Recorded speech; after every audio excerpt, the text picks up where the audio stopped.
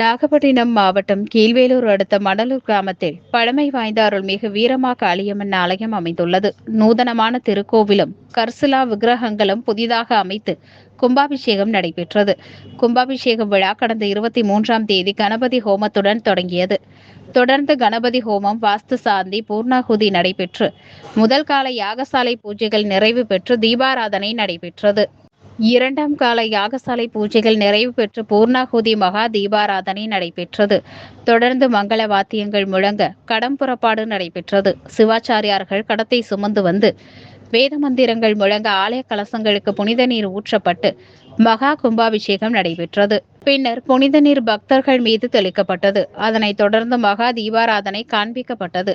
அதனைத் தொடர்ந்து வீரமா காளியம்மன், முருகன், விநாயகருக்கு சிறப்பபிஷேகம் செய்யப்பட்டு மகா தீபாராதனை காண்பிக்கப்பட்டது. இதில் சுற்றுவட்டார பகுதிகளைச் சேர்ந்த திரளான பக்தர்கள் பங்கேற்று சுவாமி தரிசனம் செய்தனர்.